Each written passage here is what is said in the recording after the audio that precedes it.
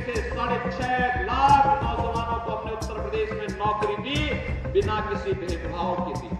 हाथरस के बहुत सारे नौजवान नौकरी पाए, कासगंज के नौजवान भी पाए, फिरोजाबाद के नौजवान भी पाए। आज आप देख रहे होंगे योजनाओं को, जितनी भी योजनाएं दी गई, 80 करोड़ लोगों को राशन मिलना, क्या किसी का चेहरा देखा गया क्या? अरे गरीब है, जरूरतमंद है, राशन मिलना चाहिए, भारत का नागरिक है, उसको मिलना चाहिए। 12 करोड़ किसानों को किसान सम्मान निधि मिल रहा है, क्या किसी का चेहरा देख करके दिया जा रहा है क्या? 60 करोड़ लोगों को आयुष्मान भारत की सुविधा है, क्या किसी का चेहरा देखा जा रहा है क्या? 50 करोड़ लोगों के जनधन अकाउंट खोले गए, क्या किसी की जाति, मत और मजहब पूछ करके दिया जा रहा है क्या? 4 करोड़ लोगों को आवास दिए गए, किसी की जाति, मत और मजहब पूछ करके नहीं, गरीबी को देख करके, दलित है, वंचित है, अति पिछड़ा है, उसको ये लाभ दिया गया है, चाहे वह किसी जाति, मत और मजहब का क्यों न हो।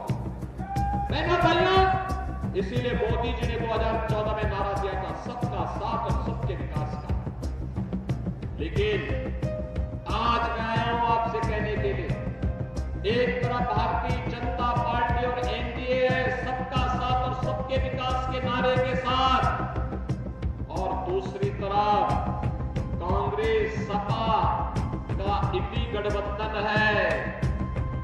इनका गठबंधन देखिए, कांग्रेस ने 1947 में देश का विभाजन कराया, पहले देश को बांटा। अब कांग्रेस अपने घोषणा पत्र में क्या कह रही है?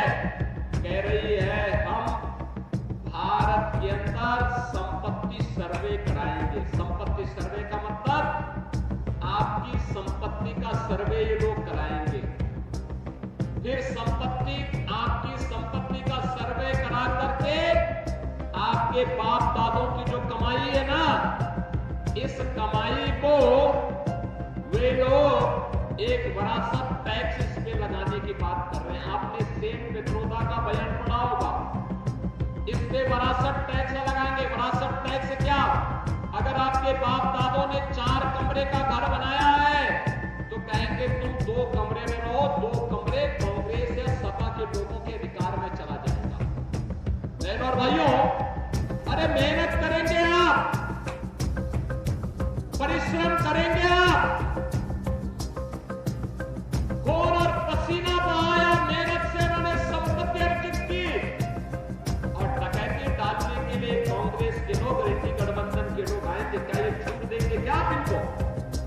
क्या ये छूट देंगे?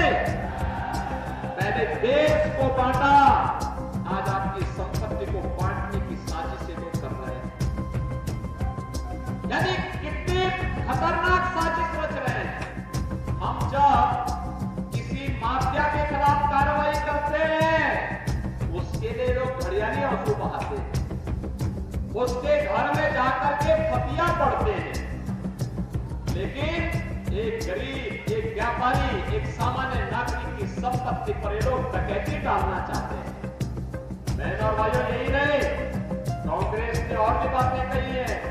उसने कहा पर्सनल कानून को लागू करने। पर्सनल कानून को लागू करने का मतलब आप जानते हैं?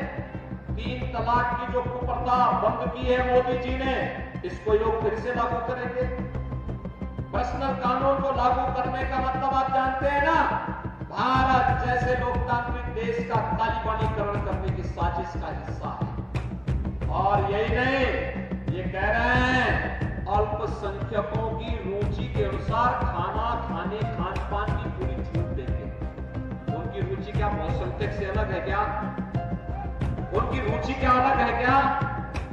अलग रुचि का मतलब क्या? जो आप नहीं खाते हैं, वे खाना चाहते हैं, उसके लिए स्वतंत्रता देंगे। यानी उनको गौकसी की छूट देंगे। क्या आप गौकसी की छूट दिलवाएंगे कांग्रेस सपा बसपा के लोगों को? हिंदू के लिए इससे बड़ा पाप हो ही नहीं सकता। और कांग्रेस आपकी आस्था के साथ खिलवाड़ कर रही है, देश को दंगों के आग में झोंकना चाहती है, अपने स्वार्थ के लिए भारत के विभाजन की आधार रखना चाहती है। हिंदुस्तान करेगा। क्या स्वीकार करेगा? जो एक पाप करने पर उतार हो चुके, देश के पुण्य क्षति करने पर, क्या राम और कृष्ण की धरती पर क्या गौकसी होगी? क्या बहनों और भाइयों, हमें कांग्रेस, सपा, बसपा के इस हिडन एजेंडे को पहचानना होगा, इसके पीछे की मंशा को जानना होगा और समय रहते इनको जवाब देने के लिए तैयार होना होगा। ये लोग देश की संप्रभुता के साथ, देश की अखंडता के साथ खिलवाड़ कर रहे हैं। आपकी आस्था के साथ इन्होंने पहले ही खिलवाड़ किया था। आपने देखा होगा जब कांग्रेस की सरकार थी, उस समय भी इन्होंने प्रयास किया था अनुसूचित जाति, जनजाति, पिछड़ी जाति के लोगों पर हकों पर डकैती डालने के लिए। पहले इन्होंने जस्टिस रंगनाथ मिश्रा कमेटी गठित की। उस कमेटी ने क्या संस्तुति की थी? उसने कहा था कि पिछड़ी जाति के लोगों के हकों में से 6% आरक्षण काट करके ये मुसलमानों को दे दिया जाए। वो तो भारतीय जनता पार्टी ने आंदोलन किया था। उन्होंने कहा था ये बाबा साहब भीमराव अंबेडकर का अपमान होगा। बाबा साहब भीमराव अंबेडकर के नेतृत्व में जब देश का संविधान का प्रारूप तैयार हो रहा था, उस समय बाबा साहब भीमराव अंबेडकर ने एक बात कही थी और उस समय के संविधान के निर्माताओं ने एक बात कही थी कि धर्म के आधार पर आरक्षण कभी नहीं हो सकता। लेकिन कांग्रेस ने